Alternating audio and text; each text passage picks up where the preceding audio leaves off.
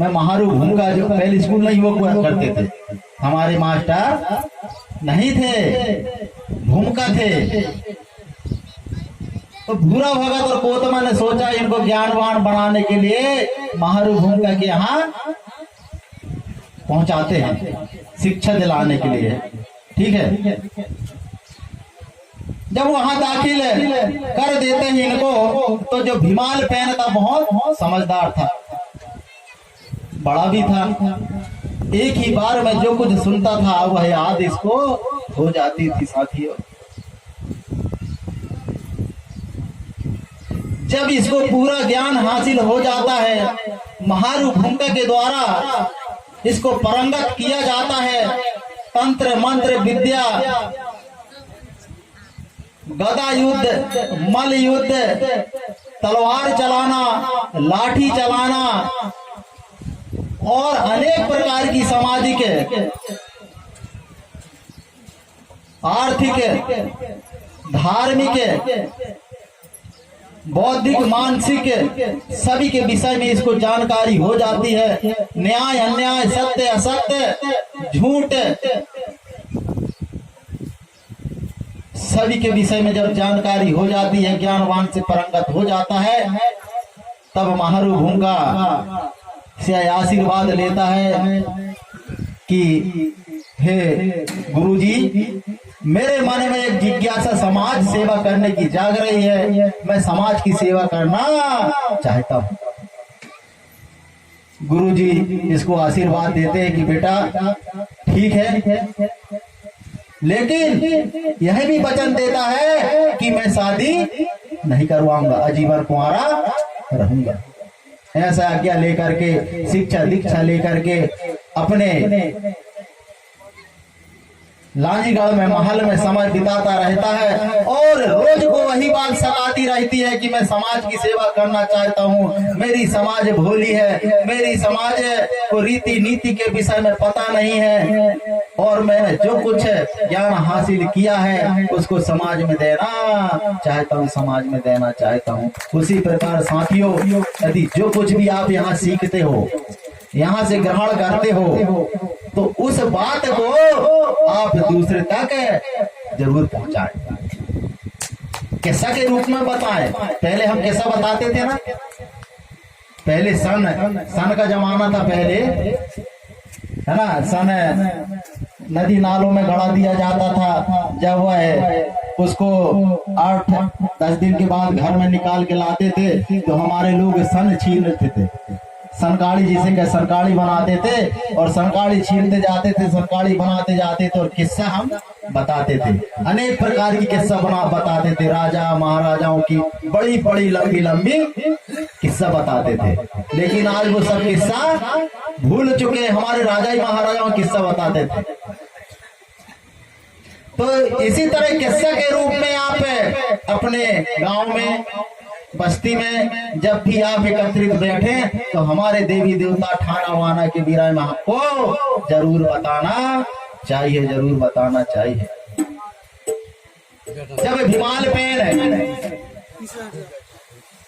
के मन में यह जागृत हुआ कि मैं सामाजिक सेवा करने के लिए जाना चाहता हूँ, और वो जाना ही चाहता था, और उसी बीच में क्या होता है साथियों, एक गिरोलागढ़ है, गिरोलागढ़ है,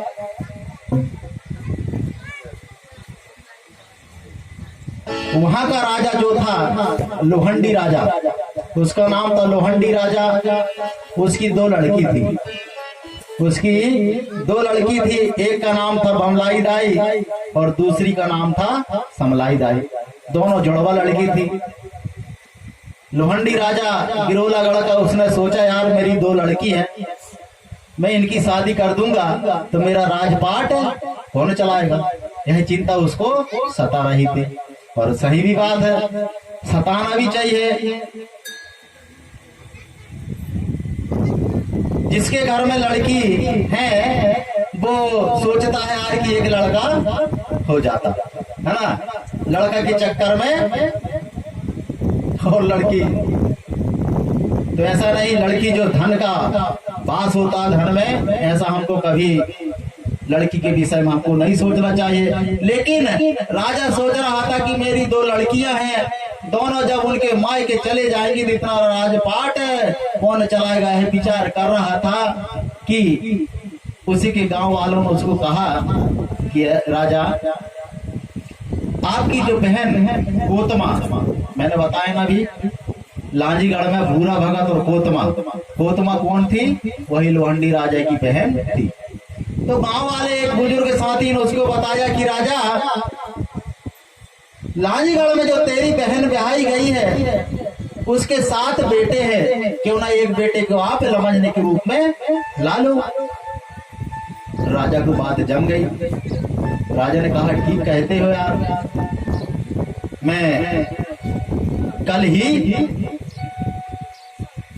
लांजीगढ़ को जाऊंगा मेरी बहन के पास। ऐसा सोच करके और रात में पूरा वो जाने की व्यवस्था करता है साथियों, और गांव के 4 पंच धर करके और लांजीगढ़ जाने के लिए सुबह तैयार होता है। इष्ट देव फड़ा पहन का स्मरण ध्यान करने के बाद और लांजीगढ़ जाने के लिए तैयार हो जाता है। जब 4 पंच धर करके लोहंडी राजा लांजीगढ़ पहुंचता है तो उसकी जो बहन थी आंगन झाड़ रही थी।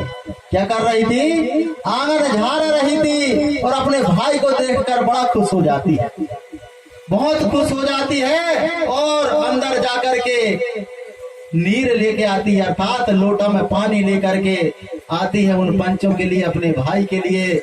और इतनी खुश होती है, होना भी चाहिए।